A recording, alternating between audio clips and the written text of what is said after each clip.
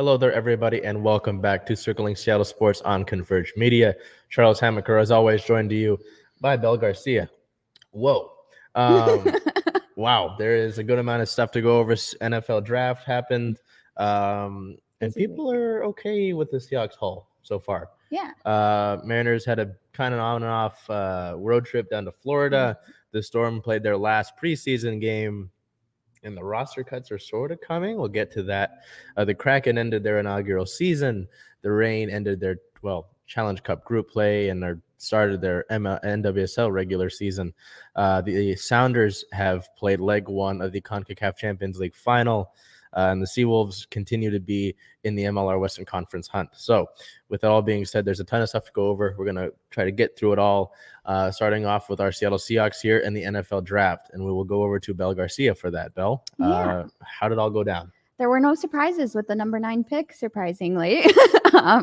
They did keep their number 9 pick, and they drafted Mississippi State offensive tackle Charles Cross. Just a couple of things on Cross here. He was first team all conference in 2021. He's projected to become a good long-time starter at either tackle position, but John Schneider has said that he will start at left tackle. So moving on here to round 2 for the number 40 pick, Boy Mafe from Minnesota, third team all conference in 2021, traits and toughness to develop into an above average starter as a 4-3 defensive end. At number 41, they selected running back Kenneth Walker from Michigan State. He's first team All-American, top running back of the year in 2021, can handle RB1 workload, but needs work as a third down option. In round 3 for number 72, offensive tackle Abraham Lucas from Washington State, first team All Pac-12 in 2021, scheme limited, but has eventual starting potential. At number 109 in round 4, cornerback Kobe Bryant, from Cincinnati. I know, interesting name there. Winner of Jim Thorpe Award as nation's top defensive back, second team All-American, projected to become a CB2, CB3. At round number 5, number 153, corner Tariq Woolen, UTSA honorable mention all conference in 2021, has rare measurables and potential to play all over, viewed as raw prospect. And at number 158 in the 5th round, defensive end Tyreek Smith from Ohio State, second team all conference in 2021, flashes to be able to become rotational defensive end. And now we hit round 7 here. Number 229 wide receiver Bo Melton from Rutgers was Rutgers top pass catcher in 2021, viewed as a depth wide receiver. And ending it here at number 233 wide receiver Derek Young from Lenoir Rhine University, All South Atlantic Conference honors in 2021, viewed as a raw prospect.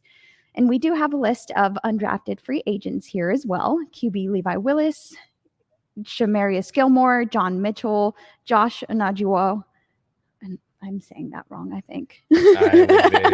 Okay. Matthew Gattell, Bubba Bolden, Joey Blunt, Deandre Williams, and a few rookie minicamp tryout invitees not reported as a UDFA signing. Caleb Ellaby, Sincere McCormick, Tyree Stedman, Elijah Jones, and Race Porter. What are your thoughts, or how would you rate the draft and the Seahawks picks overall? So I know that NFL.com gave it a C+. Now, this was really interesting because I read a stat about these, I think it was the success rate or the draft rate of the Seahawks when it came to those primary positions, skill positions, so to say.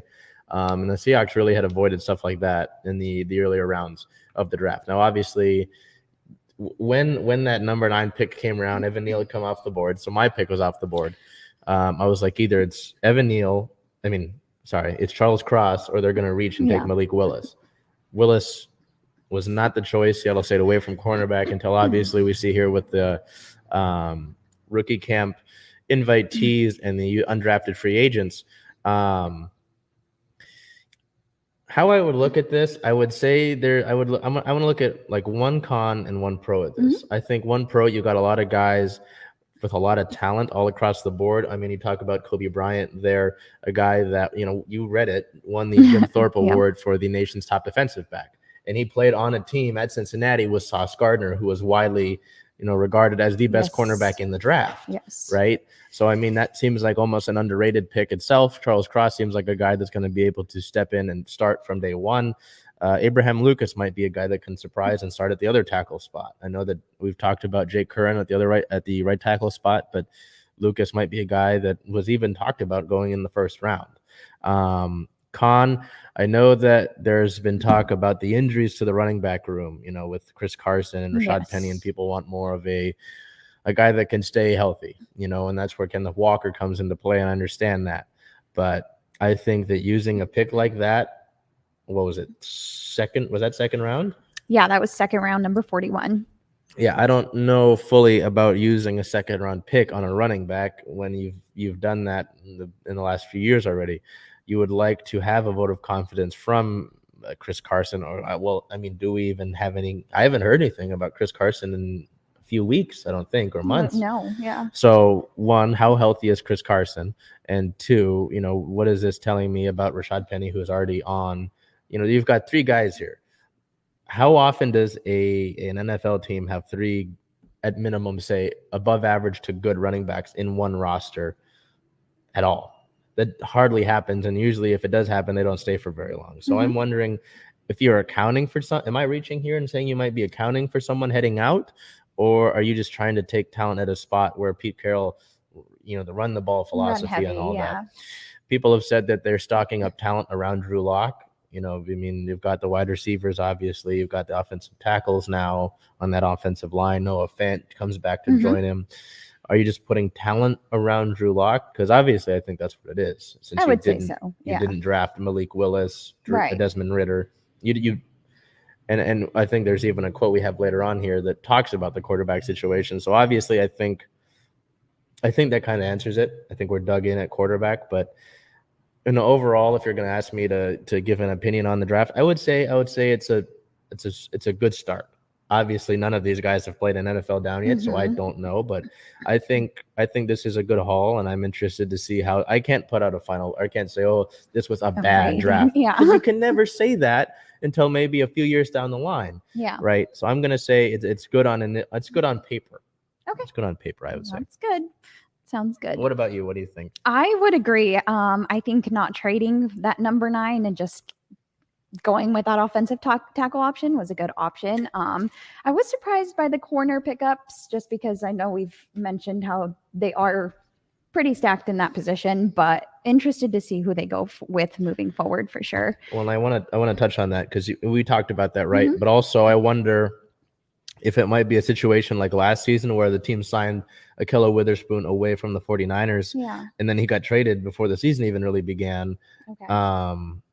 And a Trey Brown kind of emerged. So I wonder if it's a situation where it's this whole compete mentality where, you draft these young guys. You've got some guys like an Artie Burns, Sidney Jones, even he's a Husky. I don't want to say it, but who might be, hey, if the young guys play well, sorry, they're going to be have more potential and have more upside because they're younger and they're starting their career. But two, they're going to be cheaper because they're on their rookie contracts. So I wonder if that factors into the whole compete mentality. It'll be interesting to see what the final roster is once the season does get started. And of course, we will make sure to update you guys on that. Moving on to some team news here. On May 1st, it was announced that the team would decline the 5th-year option for defensive end End Lj Collier. The option would have been worth $11.5 million.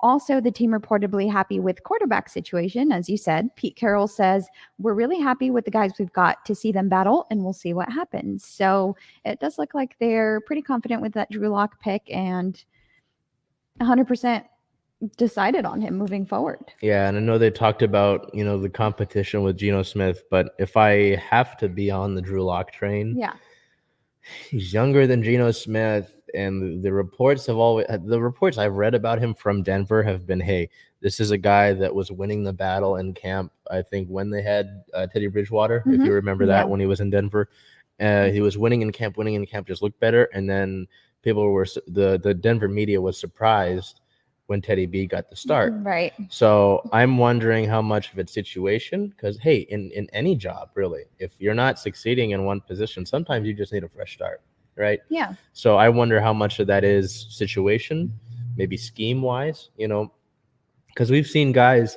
say, like the Vikings a few years ago with Case Keenum. Case Keenum by no means is a good quarterback. He's an average starter. Average backup, sure.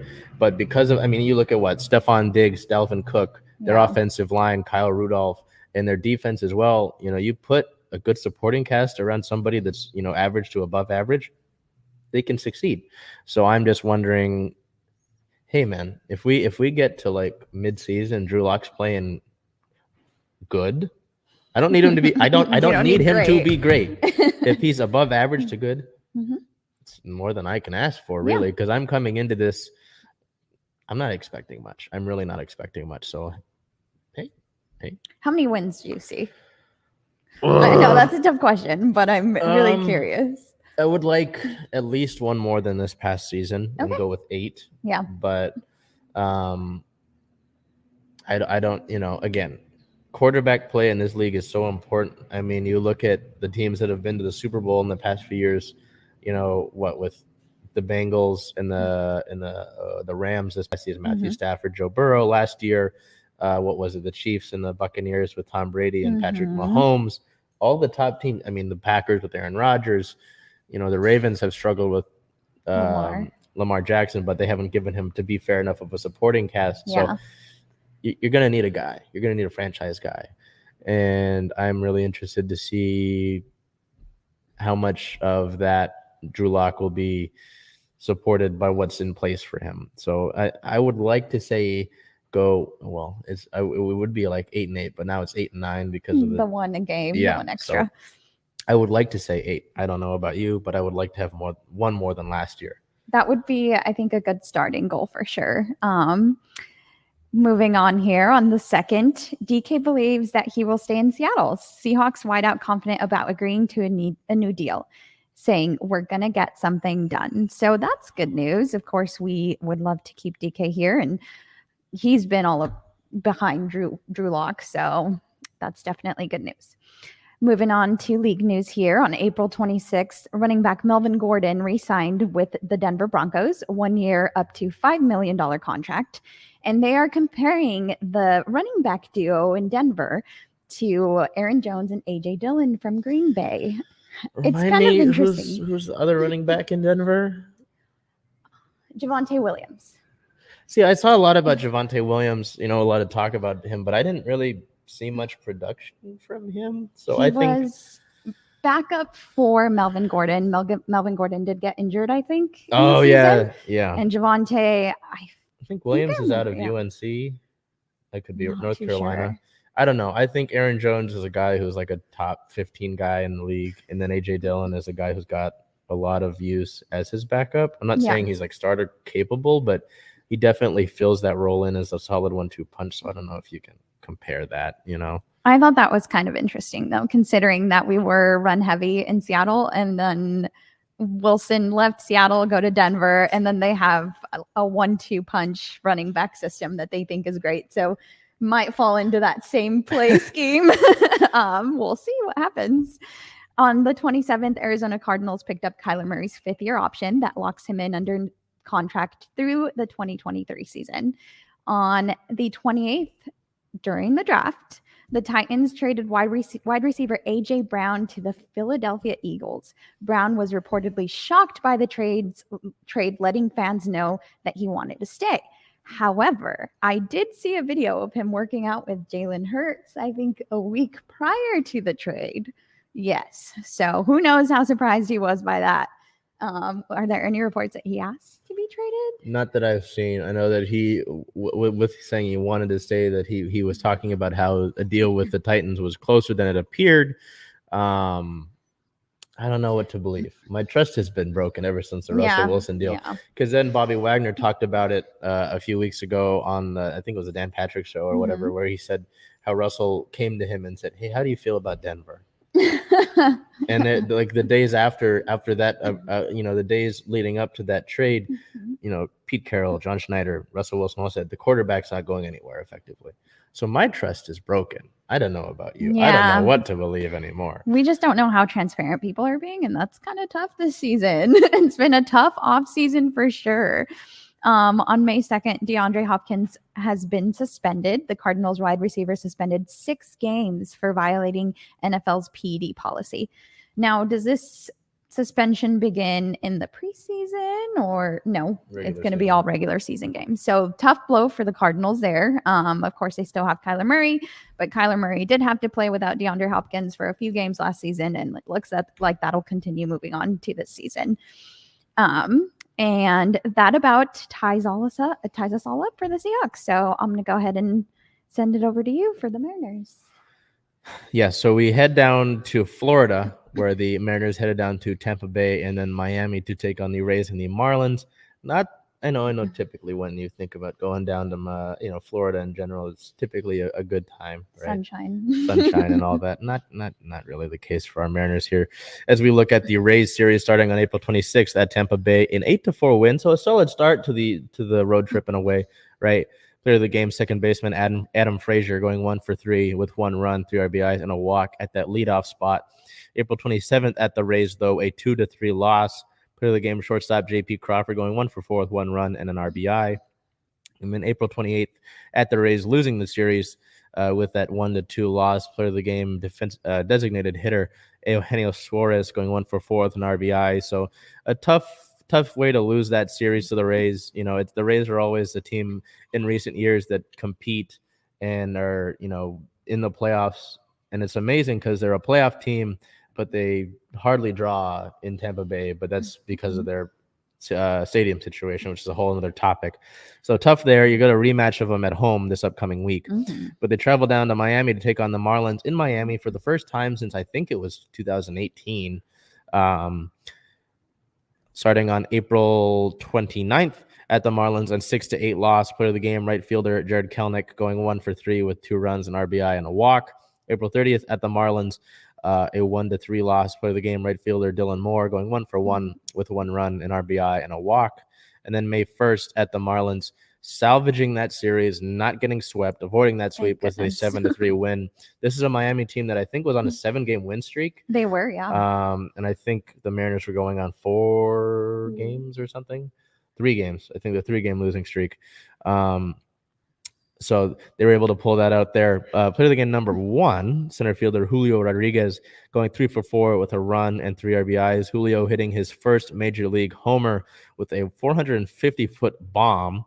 And then the second player of the game, starting pitcher Logan Gilbert, going 5.2 innings with 3 hits allowed, 1 run, 1 earned run, 4 walks, and 5 strikeouts. A .64 ERA by Logan is the lowest by a Mariners pitcher through his first 5 starts in franchise history. So Logan, a young starter there who just joined the team last year in the big leagues, continuing to have a great start to 2022.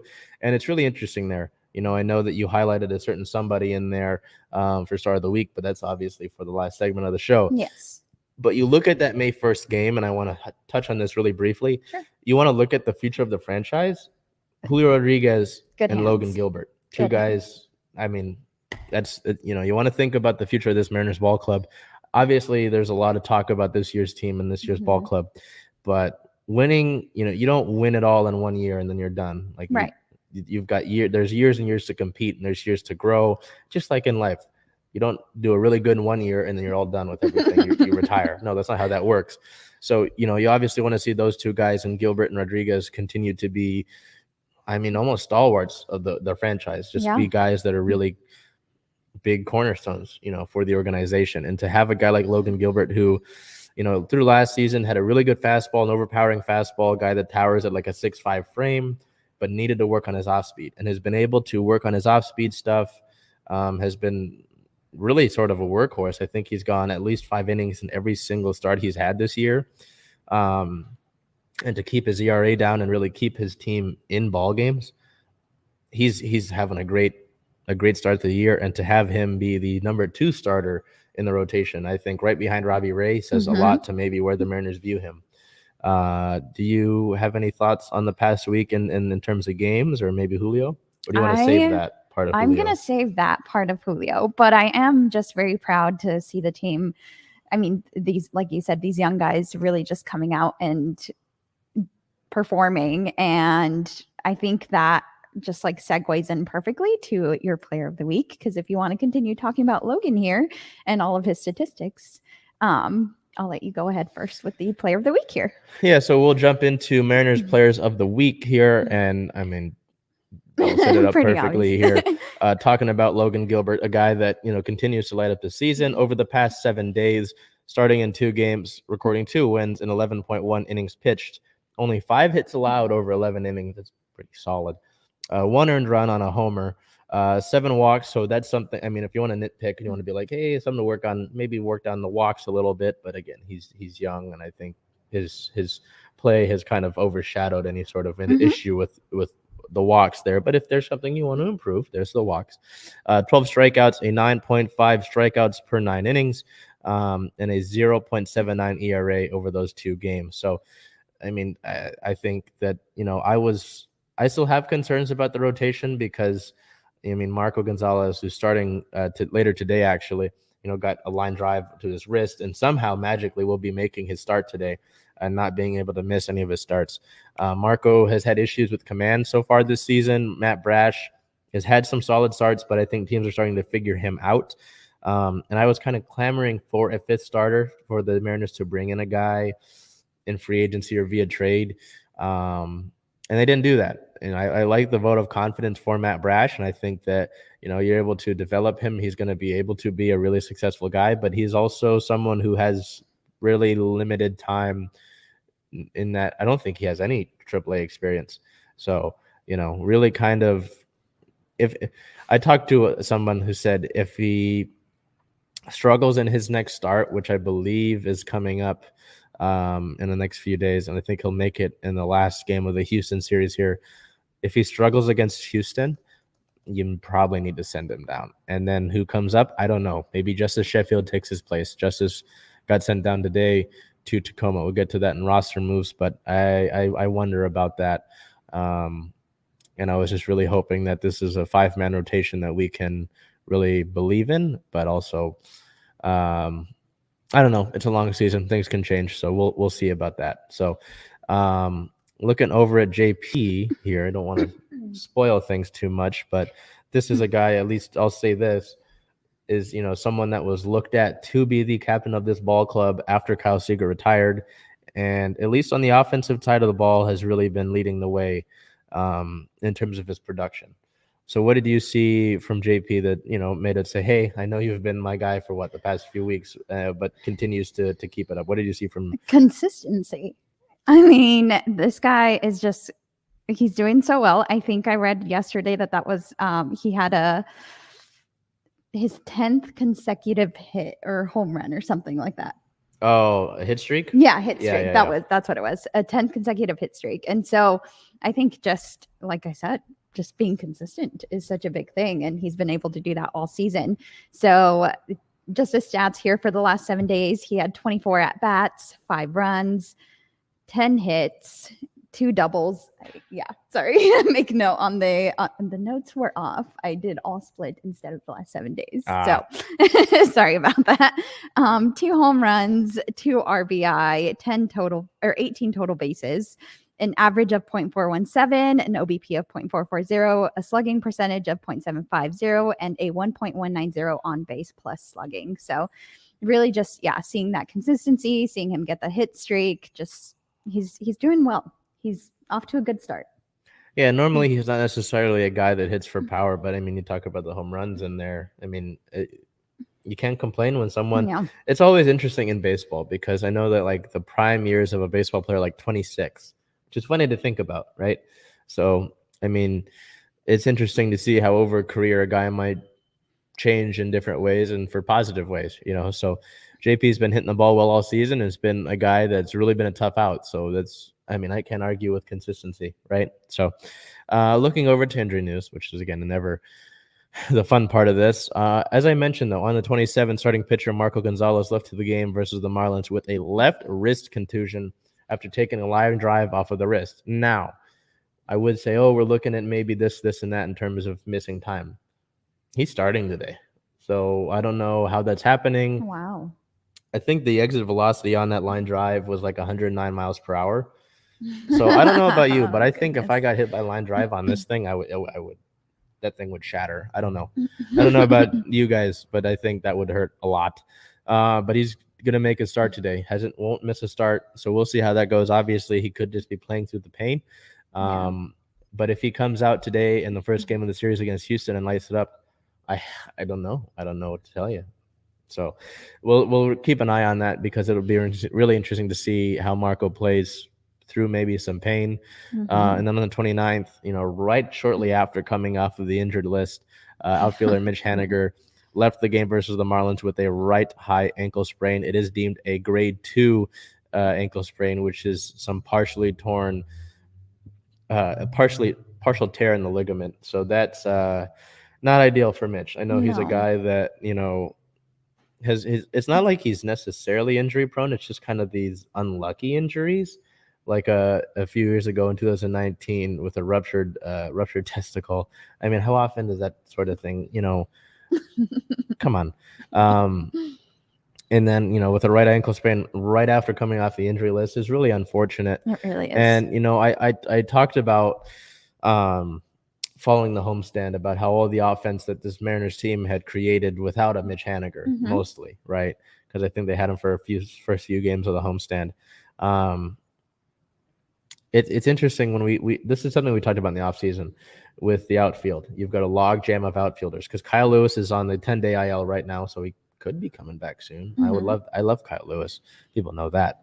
But it creates an interesting conundrum because we get to the trade deadline, say everybody's healthy. You've got Jared Kelenic, Julio Rodriguez, Mitch Haniger, Jared Kelenic, and Jesse Winker. That's 5 outfielders. And you can probably have the 3 starters, right? And a 4th guy that rotates in as a DH and maybe, sits on the bench sometimes. What do you do with the 5th guy? It's hard to keep 5 outfielders on your ball club. And when 2 of them are younger and Rodriguez and Kelenic, and they're going to be pushing to be, really big parts of this organization going forward, someone's going to have to move. And so I wonder, I don't want to start this now, but at some point, you have to think about that. Sure. You have to think about it from the business aspect of it. And I really like both guys in terms of Haniger and Kelenic. I mean, Haniger and Lewis. So it's something to think about. But I guess it's a good problem to have because I guess you'd rather have these options than to not have these options and want to bring them in. But it's something to think about. Heading over to team news, as we look at some roster moves on the 25th, the team reinstated catcher Luis Torrens from the injured list, optioning infielder Mike Ford to AAA Tacoma as a corresponding move. They did that post-game on the 24th of the month and then designated him for assignment on the 25th. On the 26th, manager Scott Service returned to the dugout, getting back to his managerial duties. Also on the 26th, infielder Kevin Padlow, who had previously been designated for assignment, was traded to the San Francisco Giants for cash considerations. On the 27th, right-handed pitcher Paul Seawolves was reinstated from the injured list, while right-handed pitcher Penn Murphy returned to AAA Tacoma. On the 28th, Murphy was reselected from AAA Tacoma. Wyatt Mills, a right-handed pitcher, was recalled from Tacoma as well. Right-handed pitcher Johan Ramirez and catcher Cal Raleigh were optioned to Tacoma. And then Evan White, the infielder, former Gold Glove first baseman, was transferred to the 60-day injured list, which is not a good sign. No. On the 29th, as we mentioned, Mitch Haniger was activated off of the injured list. Right relief pitcher Matt Koch was DFA'd, designated for assignment. On the 30th of April, Stuart Fairchild was recalled from AAA Tacoma as a corresponding move to Mitch Haniger, being placed on the 10-day IL with that grade 2 right ankle sprain, as we mentioned.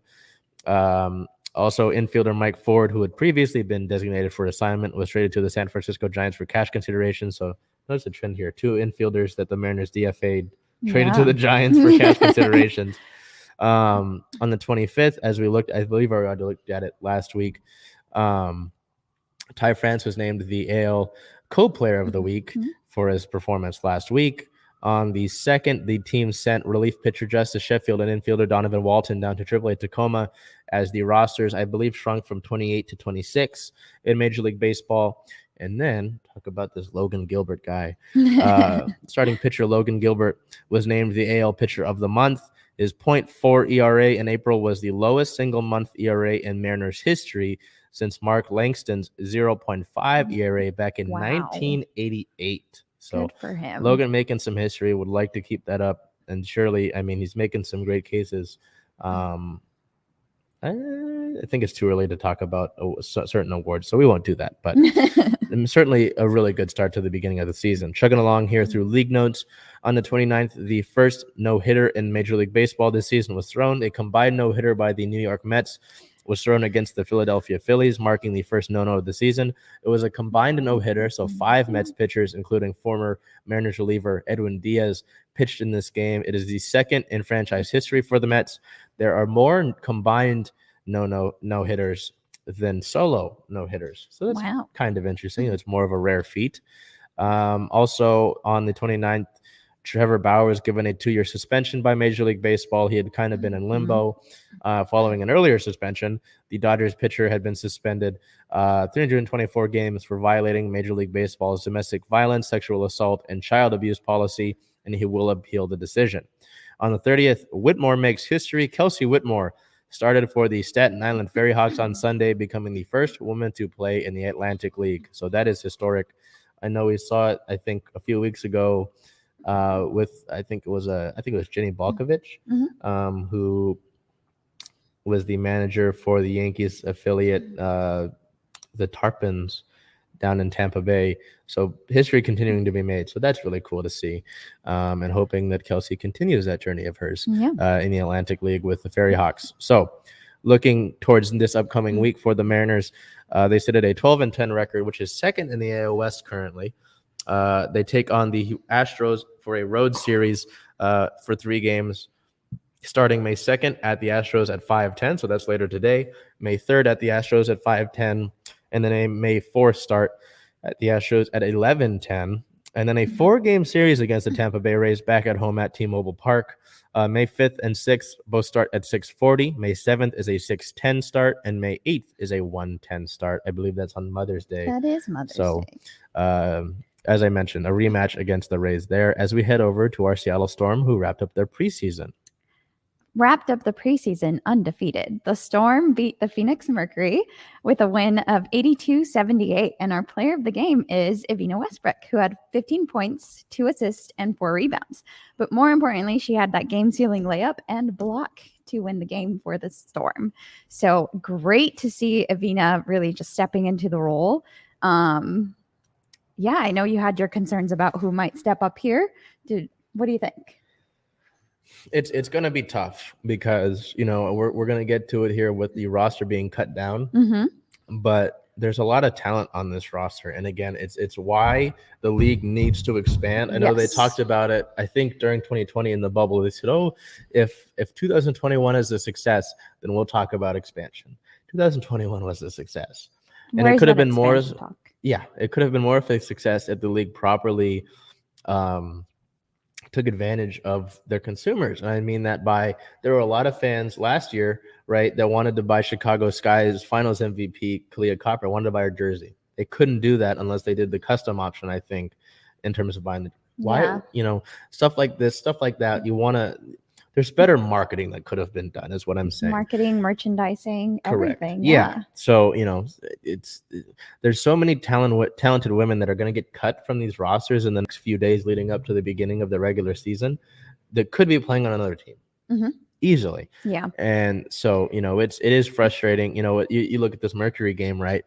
Former point guard Keanu Williams, who we drafted last year out of Stanford, who I interviewed, I think she had like 25 points in this game.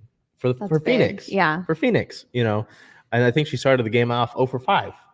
So she just kept going, So it's tough. It's really tough.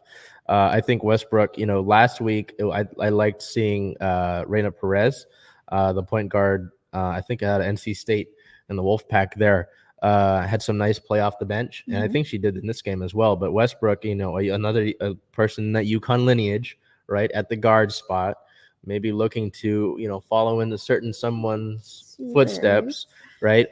Fighting for that roster spot. Yeah. So it makes a difficult case. And someone commented on this video on last week's Storm video about how they didn't like how the Storm played a bunch of their veterans in the preseason. Yeah. Okay. And I get both sides of it, right? But I get it. Right, because you want to see what these younger players have and what they can bring to the table, as opposed to giving Stewie however many minutes, sure, right, or Jewel Lloyd however many minutes. And I get that, but I think there is a certain I think what I see it as is you want to see your starters get maybe the first quarter, right? Say give them the first quarter because you want to be able to shake some rust off and get into game shape because practice can only simulate a game so much. Right. And then I'd say give the rest of the 3 quarters to your other players and try to see who is really going to be able to help me. But because of how crucial this year is, and because of the new faces like a Gabby Williams, I mean, you haven't even seen Gabby Williams, I don't think, beyond January. Getting Jontel Lavender in there, who's a veteran. You want to see how these players mesh. So I don't know. I think it's a sticky situation. It's an issue. And I also think that expansion plays into that because, you're worried about the roster being made. Ideally, we wouldn't have to worry about that if the league was bigger and these players could get better options, Yeah. So it's a tough situation to deal with, I think. Yeah. Going back to your comment on our comment or in our video with the preseason games, just like you said, it's hard to simulate in-game play in practice. So of course they only have 2 preseason games, and why not get them out, try to test that team chemistry and see who's really going to mesh well. Moving on to, as you said, some of the waves here that have happened. On April 26th, the team waived forward Lauren Menace. On the 29th, ESPN ranked 3 Storm players in the top 25 players in the WNBA. At number 1 was Brianna Stewart. At number 6 was Joel Lloyd. And at number 16 was Sue Bird. So that's great to see them so high on the list. I mean, I love it. On April 30th, the team waived forward Jenna Giacone and guard Paisley Harding. On May 2nd, the team signs forward Shonda Gray to a training camp contract. So just a couple roster moves that have... I want to look at Shonda Gray there. Yeah. Because, we talk about the roster getting cut down, and this is where I'm a little bit confused, okay? See what I'm coming from here? You waive Giacone. Harding, I get, because the guard situation is going to be tough already. Sue Bird, beyond January, Jewel Lloyd. I mean, just those 3 alone, let alone anybody else. Westbrook now making her case, right? So it was going to be tough for Harding, I feel like, already. We look at Menace being cut, I understand, because you've got now Gabby Williams, Brianna Stewart, Stephanie Talbot, Kennedy Burke, I think, is in the mix somewhere. But then Shonda Gray. This is a player that, I think, and she's not played for the same team in back-to-back years ever in her career. So she's kind of made it her way around the league. And she hasn't started a game, like been in the starting lineup, you know what I mean? On the starting 5 since 2019 on a team. So the good point was brought up to me. Why is this move being made, and how much does it tell you about where Seattle sits with their big situation in terms of Mercedes Russell being injured, Ezzy Magbagor's development, Alyssa Cunane, the draft pick and number 17 overall. So I'm just curious about that, and I'm wondering, because I've read reports that say, hey, give Shonda Gray a chance, something. But I'm wondering if this is more telling about the Storm's current, how they feel about the players on that roster right now at that position group. Yeah. Or is this, training camp? Because you're already cutting down right now. You have to cut that roster down. So I'm interested to see, you see all these players going out, but then there's the one player coming back in. And so I'm kind of confused about Would you have signed somebody else? I don't think there's that many options out there. Yeah. So probably not. I'm really interested to see what they've gotten out of Cunane so far, because I know a lot of people said that she was a steal at number 17. So I was, with that, I'm thinking, hey, she's a surefire spot to get some time before Russell comes back. But I don't know if this is telling it all about Gray being signed, or is this just, hey, we want to see what you've got a little bit before I wonder if this is the equivalent of kicking the tires before the season, seeing, you're a free agent. We're going to, see what's going on, see how you're doing, see if maybe we've got a spot for you this year. I would see it that way, considering that it's just a training camp contract. Yeah. Yeah. Cause I think if it was like a more of an actual contract, then maybe, yeah. So I get that. Yeah. Moving forward here, as we look ahead, the team sits at 2-0, and their season home opener is this Friday on May 6th against the Minnesota Lynx. That's a 7 p.m. start time. You can catch Charles there, and they will be away on May 8th at the Las Vegas Aces, which is also a 7 p.m. game. And now handing it over back to Chuck for some Sounders news.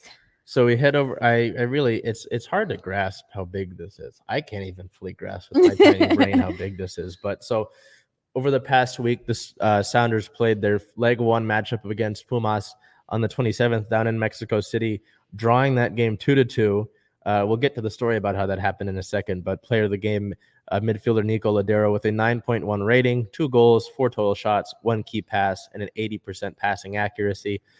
So the Sounders were down 2-0 late into the game. You know, their star player, Pumas star player Danilo, had a goal, 2 goals actually. After, you know, there was some concern that he might not be able to go for this game. And it's like, okay, you're down 2-0. You're going late into the game. This is kind of concerning. Yeah. Right. Because that means you have to go home and score at least 2 goals, you know, to tie it up, let alone anything else. And so Seattle late in the game gets 1 goal and a penalty. You think, okay, good, solid. You're only down by 1 now. The referee gave 6 minutes of extra time, which is a pretty generous amount. And so like in the 96th minute, Seattle draws another penalty and converts it. So you go back home all tied up, which is insane. It's amazing. So if you win that second leg in any regard, you win. That's the title for you. Like I said, this is the highest honor that an MLS club can win, really. No MLS team has won the CCL Final. And I think you get an automatic bid to the Club World Cup, you know, so across the entire planet. So that's a big deal. But also it was funny because the Kraken played a game during this, right? So I'm watching along and both games were kind of ending around the same time. And so we're going down the elevator from the press bridge down to the press conference. And some guy, I'm watching Nico Ladero had just scored that penalty. And some guy goes, well, the Sounders lost 2-1. I go, no, they didn't. He goes, what? And I'm like, no, they didn't. They just scored. And it's insane, you know, just kind of hearing all the other members of the media right before the press conference started talking about this game and how big it is. Yeah. This is huge. I mean, there are less than 1,000 tickets available. So this is almost a sellout. And 61,000 was already the most for a CCL game, I believe, in history. So let alone nearing 67 or so. That's a ton. And this is a 7:00 game on a Wednesday in the middle of the week in Seattle. So it's amazing to see that. And I'm really interested to see how good the crowd is. But also the game comes first. You know, I mean, the crowd can be great all you want, but if you don't win it, it's like, well, and that's why you brought in a guy like Albert Rusnak, who is one of the bigger signings in MLS, free agent signings in MLS history. You know, there are guys that are here to win titles. That's why Jordan Morris came back after his loan. He wants to come and win again.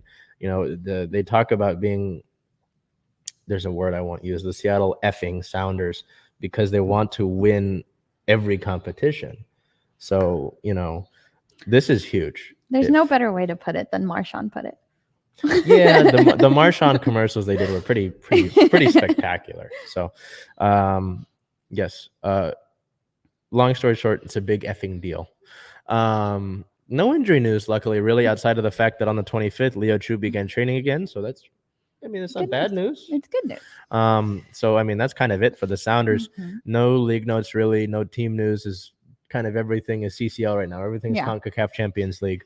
So I don't really even care to say the MLS record because we're focused on CCL right now. So next up, this upcoming week on Wednesday, May 4th, versus Pumas. It's a 7:00 start. That is the second leg of the CCL final. If Seattle wins at all, 1-0, 2-1, anything, any win in that situation means that Seattle will hold up that trophy and be the first MLS club to win the CONCACAF Champions League. And then on May 7th, they played at FC Dallas at a 5:30 start. And I would say either if they win or not, Seattle will probably play a pretty depth-heavy roster in that game at Dallas. So. That's great momentum to carry into the second leg, though, having the game tied and you're going home. That's what I was thinking as soon as I saw it. I was like, this is huge. Obviously, the match is huge, but this is huge for you to go home, like you said, tied. Because if you went down into that building, you know, down 2-0, down 1-0, even, it's like, okay, we've got a little chip, you know, we've got some pressure. Now it's like, okay, you're playing in front of your home fans, in front of basically a packed building.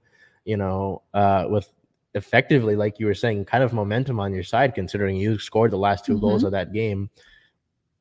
Hey, play your game. So yeah, it was really big for them to get that draw there. I'm not going to get overly excited, but even if you can't make it to the game, you should definitely watch the game. And we're going to segue over here to our Seattle Kraken now, who finished off their inaugural season.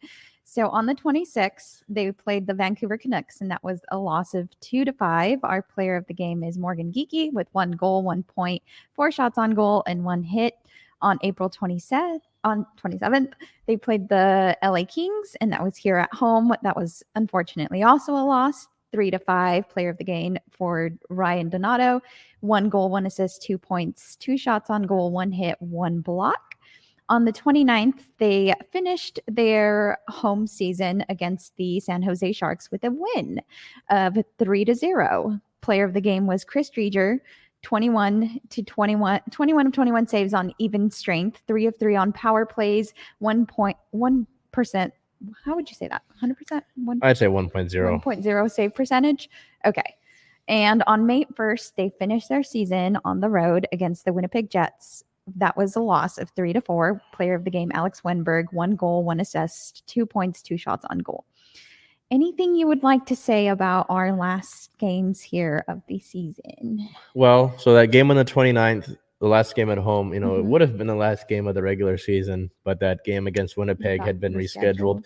No, I said the 29th was a game, in morning skate, the morning of, Yanni Gourde had said, hey, we need to come out and really set the tone and really give Seattle something to cheer for. Gourde especially talked a lot about the way that the crowd had been great throughout the season, how they were always there, obviously through, you say thick and thin, but there was a lot of thin. Yeah. Right. And just how they wanted to send them out on a good note. And I'd say they did that. You come out, they score 2 goals immediately, and then they get an empty netter at the end. Get the first shutout at home ever. Chris Drieger has a pretty damn good game.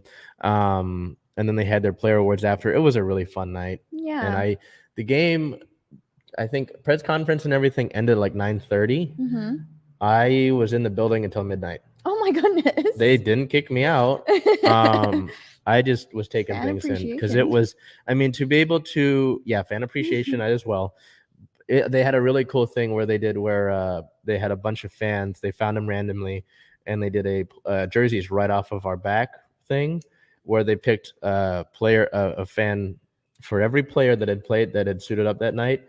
And they have had them on the ice, and every player gave them the jersey right off of their back and signed it for them and everything. And they did. It was really cool.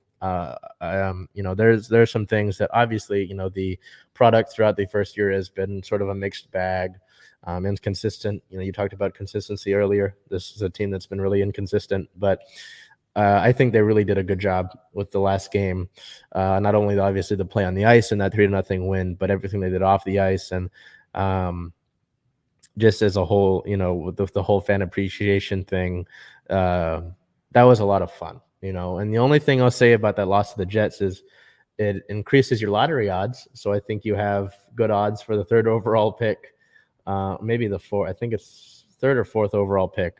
And I think you have 10% odds for the number 1 overall pick. So, this was a thing that you already knew that you were going to be near the bottom of the league. Yeah. And so I think it was okay to win the Sharks game, but you wanted to win the Jets game if you wanted to kind of stay near that 3rd overall pick. So sure.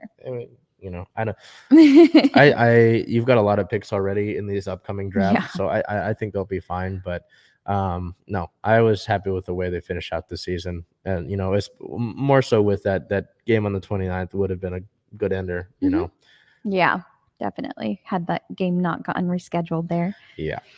On to some roster moves here. On the 25th, the team recalls Dennis Chalowski and Joey Decord from AHL's Charlotte Checkers. On the 28th, the team reassigns Cale Fleury and Joey Decord to the AHL's Charlotte Checkers. And do you want to walk us through some of the awards that were handed out?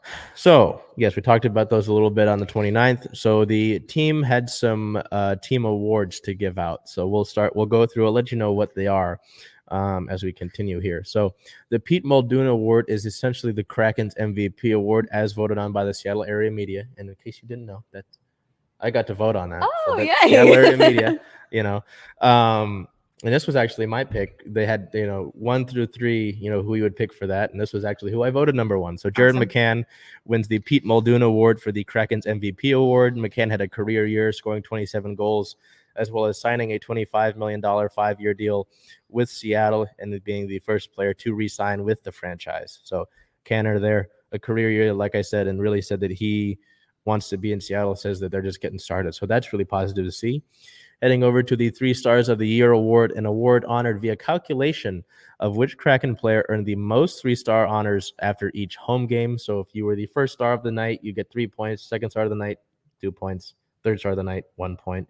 Going to goaltender Philip Grubauer there. So Gruby, kind of an up and down year for Philip, but kind of really settled in the second half of the season. So good to see him get noted there. The Guile Fielder Award and the Fan Favorite Award. So I'm mixing in 2 because they went to the same guy. Okay. The Fan Favorite Award was determined by a fan vote, an award that was, fan vote, Fan Favorite Award. And then the Guile Fielder Award awarded an award that was established to identify the season's player and teammates who best exemplified perseverance, hustle, and dedication, named after Guile Fielder, a legendary player that spent some good time here in Seattle.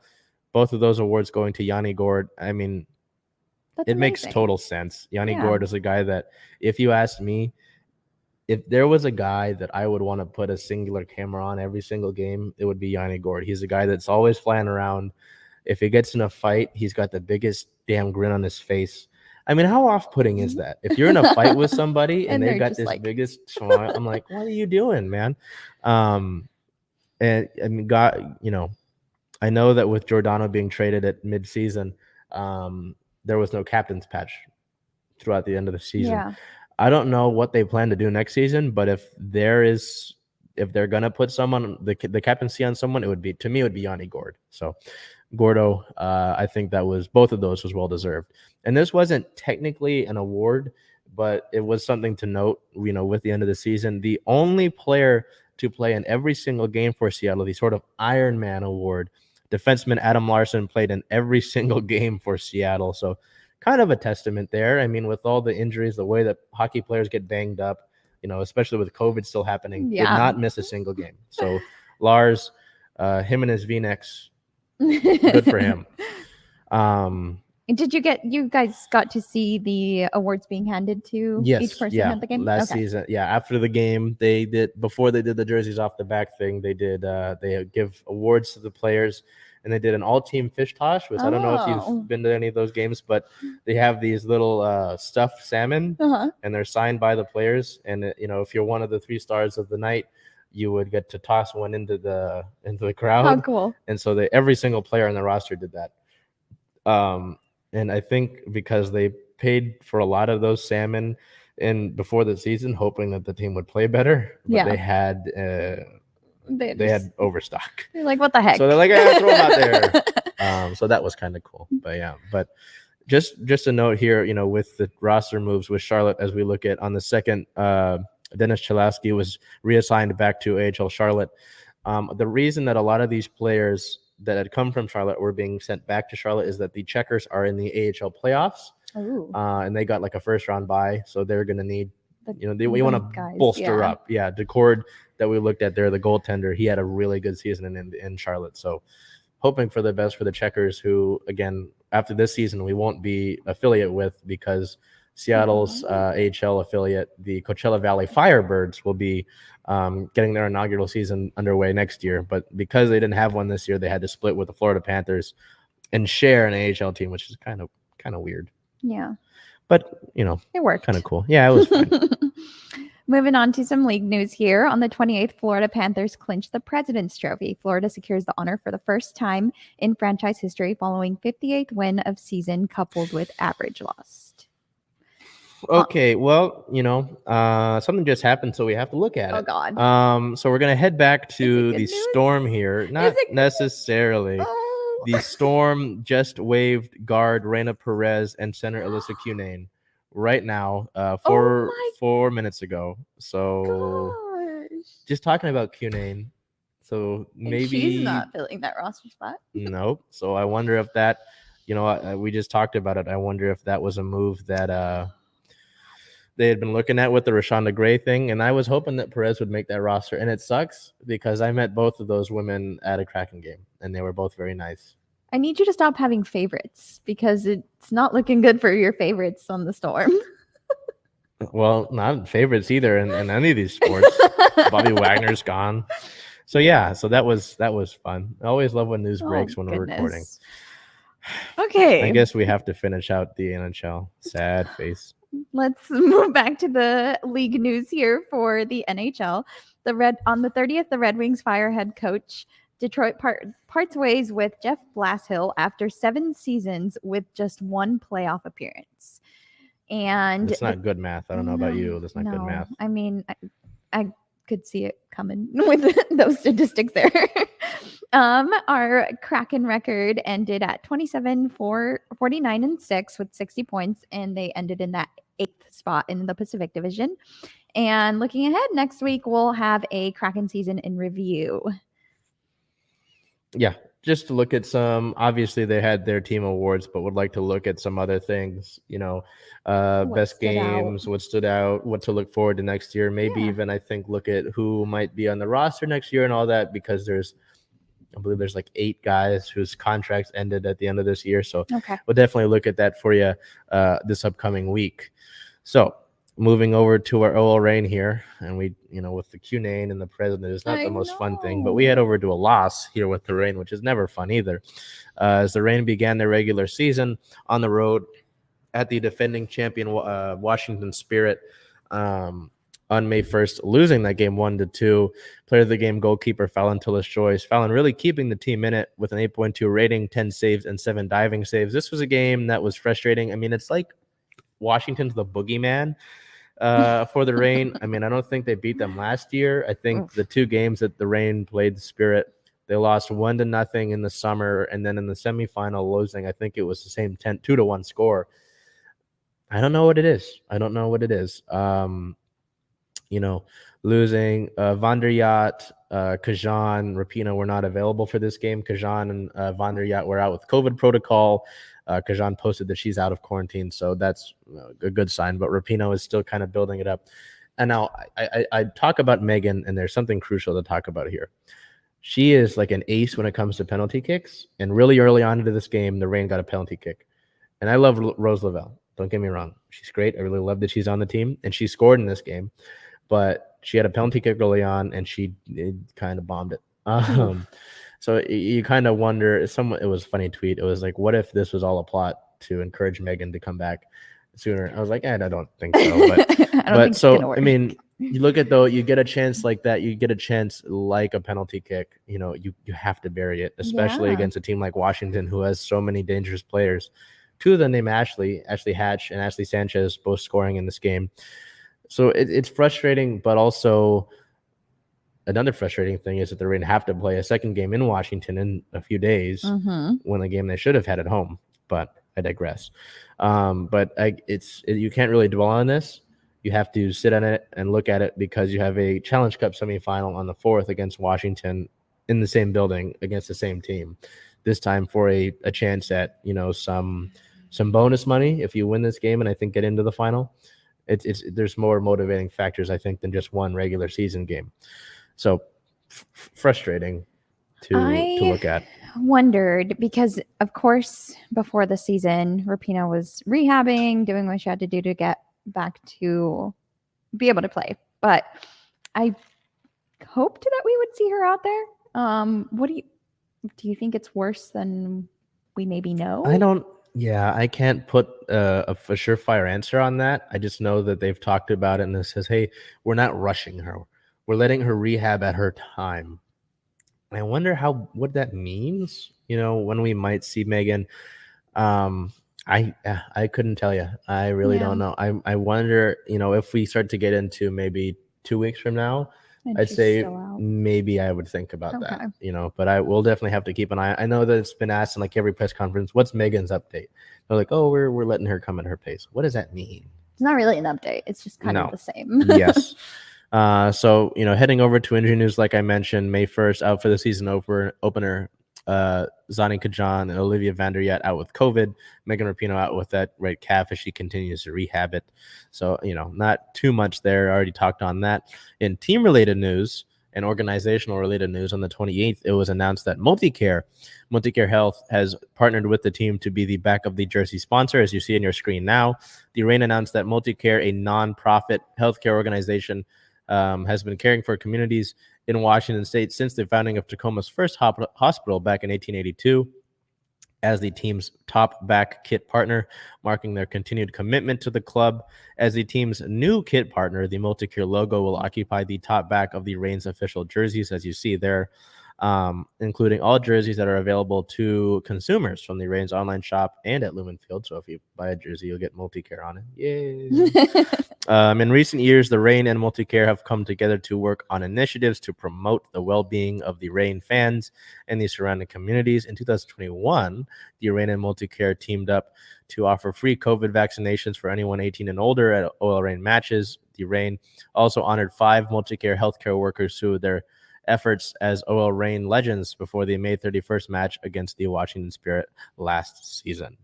So, some kit news in a way, some sponsorship, some partnership news there.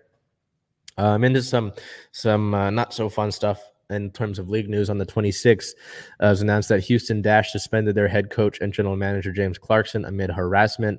A harassment investigation. The organization will review its current and historic complaints of discrimination, harassment, and abuse. The club received initial findings from a joint investigation by the NWSL and NWSL Players Association that begun last year. On the 27th, it was announced that Carly Lloyd will be rejoining the New Jersey, New York Gotham as a minority owner 6 months after retiring from the sport. On April 29th, ex-U.S. Women's National Team player and Washington Husky goalkeeper Hope Solo entered inpatient alcohol treatment, requesting that her Hall of Fame induction gets pushed back to next year. So some difficult things around the league, and certainly we'll keep an eye, obviously, on the Dash investigation there. Looking ahead, the Reign now sit at a 0-win, 0-draw, 1-loss record in NWSL play, sitting at 6 in the league table. Looking ahead, as I mentioned, they play the Spirit on the road on May 4th in the Challenge Cup semifinal with a 5:00 p.m. Pacific time start. And then they come back. Well, if they lose that game on the 4th, then they will come home on May 8th versus Racing Louisville with a 3:00 start to begin their regular season at home. That's the regular season home opener. But if they win that game against the Spirit on Wednesday, then they get to host the Challenge Cup final here in Seattle on the 11th. Okay. So kind of that game on the 8th is kind of in the air. Yeah. Yes. So with that being said, we head over to our Seattle Seawolves here, who continue to battle for a postseason spot. And Bel, how did that go for them? Not super well. On May 1st at the Austin Go Gronies, they unfortunately took a loss, 6-17. We don't have a player of the game. Unimpressive performance, I would assume. It's tough just because this is Austin sits at first in the Western Conference. I think they've only lost 2 games. We've talked about our weakness with these alcohol name teams. God, these drink name teams. Yeah. I don't know. I think with the way that you look at the rest of the season, I think you could have afforded 1 loss, right? And playing against the first team in the West, I think that's okay. Okay. But because you didn't get a bonus point in the losing effort, kind of hurts you. But you sit at 6-6. You're 4th in the West at 31 points. You're 2 points below 3rd, which is a roster spot. A playoff spot, right? So, it's in grasp still. But I think with that being said, and we've talked about it for weeks now, right? I think, we talked about every week is important. Now it's like if you lose one of these, you're done. Yeah, like you have to win play out. Damn near perfect moving forward. You have to win out. So doesn't get easier for the rugby team. Does not get easier for our Seawolves and the MLR Western Conference. It's if you want to, cut your losses and, look at it this way, you're playing a lot better than you did the last 2 years. In the last 2 years, you were damn near, well, in 2020, you only played like 5 games and you lost almost all of them. So, and last year you were really bad, so I mean, it's a a better step result and it's a step in the right direction, but it's always frustrating when a team has sort of issues that can be seen, and it's not like, oh, we don't know what it is, and they're not being fixed. Mm-hmm. So, yeah, like you said, you got to be damn near perfect, and it all starts with Dallas next week. If you get upset by a Dallas team that you blew out, Dallas team that's near the bottom of the table, Then there might be some cause for concern. yeah, then I think you're done. As Chuck specified here, looking ahead, we have a May 8th matchup versus the Dallas Jackals here, and that starts at 7 p.m. Pacific time. Moving on to our star of the week. Do you mind if I go first? No, I don't mind. Perfect. I went with Julio Rodriguez, who was the MLB stolen base leader. I think that was announced on the 29th. I'm not sure if that still holds, but he did go 8 for 8 on stolen bases. And of course, he just had his first home run, hitting that bomb of 450 feet. So, I mean, it's got to feel good to finally get that first one. Oh, yeah. I mean, it's kind of funny because we talked about the outfielder logjam, right? And there was some talk, maybe send Julio back to Tacoma, to Tacoma because he hadn't been there. I mean, to go 3 for 4 in that last game, hit your first homer and, be really effective on the base paths, I can't complain. I think he's, like I said, he's 21. Yeah. Jared's 22. These guys are going to have growing pains. Like I said, the average MLB prime starts at 26. And these guys are, see where these guys are at. So I'm not too concerned about them. And I think it was, for Julio to still be effective on the base paths and to get his first getting your first is always good. So, good for Julio there. And then, you're going to hand it over to me. Yep, all right, we're going to look at, kind of sore subject almost to talk about the Storm here. But I went, with Ivina Westbrook to really, obviously with that UConn lineage is a big deal with the Storm here. But to have not only the game-winning layup, but the game-sealing block on the other end right after that, I mean, that's one way to say, hey, I want a roster spot. I want to be on this group. I want to make my name in this league. So that was pretty cool here, and luckily we do have a clip of that final layup here. So we'll try. It might be both the layup and the block, or one of either. So we will take a look at that here.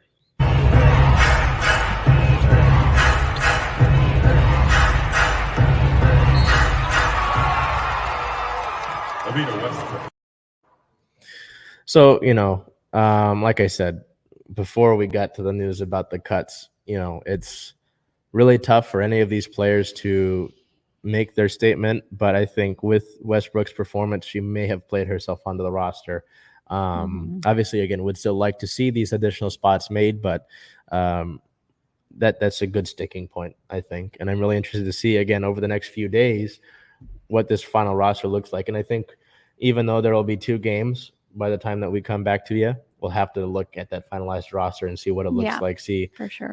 Who Seattle went with, what decisions were made, and obviously some of them being made to this day. So do you have any sort of final parting things to look at? I do. I just want to say how good Julio was about being a good sport with getting that ball back, that home run ball, because he did receive it from the fans that caught it, and he signed a bat and a ball for them in return. So just a good night for him overall. Yeah, I'm a fan, if you can't tell. Yeah, that's for sure. With that being said, this is the first week of May. So again, the Seahawks, the draft got underway and took place. So we got rookie mini camps coming up, and OTAs, I think, are approaching. The Mariners continue their regular season. So we'll have that till, obviously, hopefully through October. The Storm, the roster moves will continue to be made. So, as we've got it here, make sure you look at this link, this at right here, to follow us on Instagram, Circling Seattle Sports, Twitter, Circling Sports, Facebook, Circling Seattle Sports, just like the title of the videos.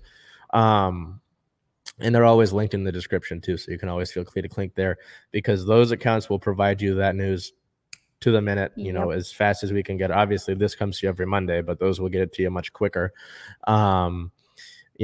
And what the Sounders CCL Final, that's coming up. The Kraken will have a season in review for you. The Reign will continue their regular season, hopefully try to get into the Challenge Cup Final.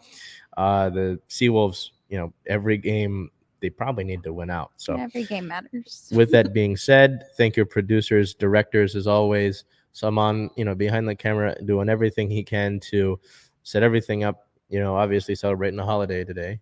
So, big things going on here. With that being said, we'll see you in the second week of May. And Until happy then. Cinco de Mayo. Oh, see, there you go. Why else do I need to have a call to remind me holiday? No, I'm kidding.